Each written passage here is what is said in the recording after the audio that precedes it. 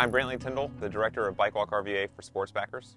As part of our advocacy effort for the Fall Line, we organized a trip to DC and Northern Virginia with about 40 local leaders from Central Virginia to explore the trail networks in DC and Northern Virginia to get some ideas about what could make the Fall Line the best kind of world-class trail it could be.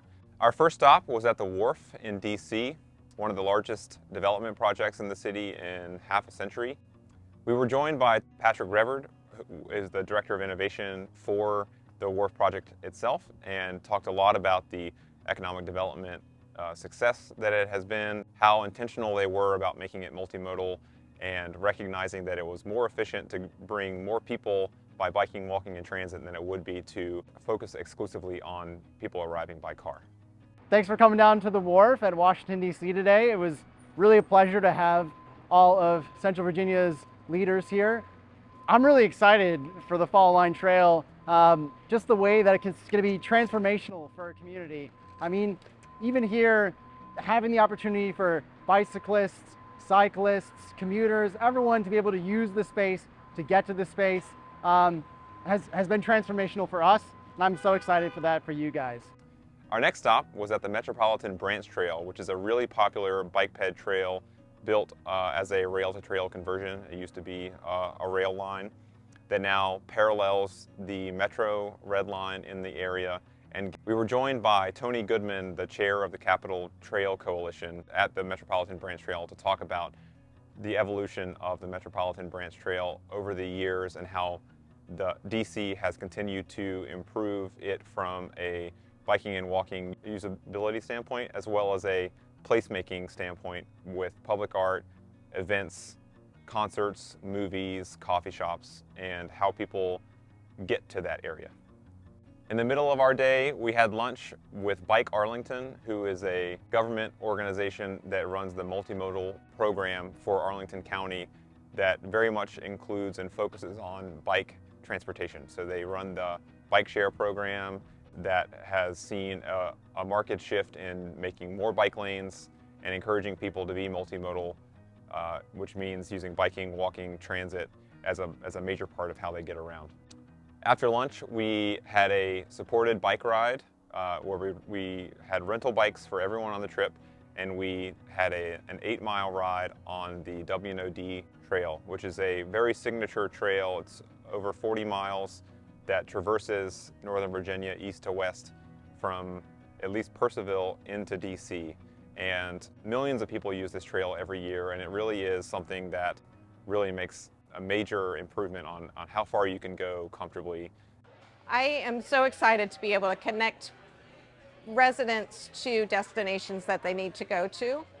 So I'm excited about the tourism and recreation part of it, but also just the day-to-day connections, getting people from their homes to businesses or to work, and having an alternative transportation option.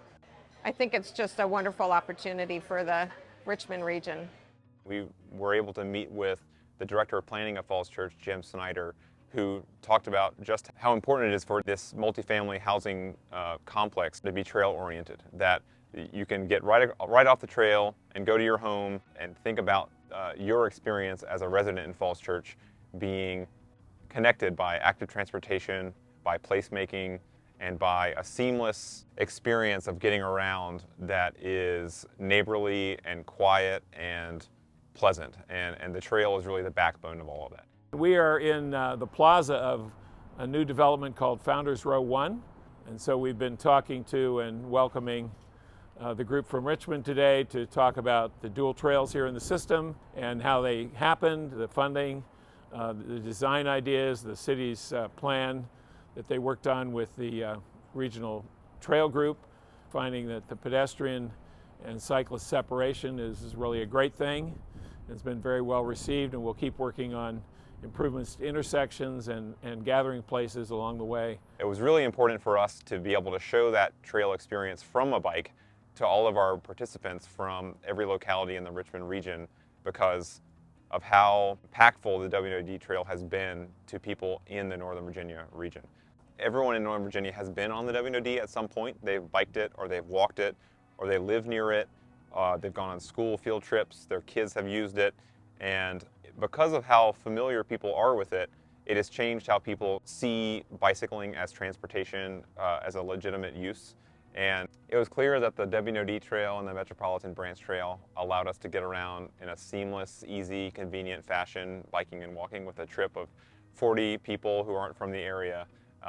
And we think that the Fall Line can be just as good, if not better, in our region, learning all the lessons from the WNOD Trail and other trails in Virginia. We ended our trip at the Caboose in Vienna, which is a brewery with its front door towards the WNOD Trail. It's actually a local business that gets most of its customer interaction from the trail.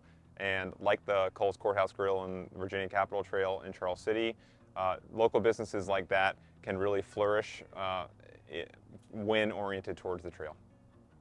We saw a lot of trailside development today. Right now we're at a brewery, so really just steps off the trail. It's really cool to see how easy it is for a walker or a bicyclist to go use these businesses. We do have a stadium, a small stadium in Colonial Heights that's going to be right next to the Fall Line.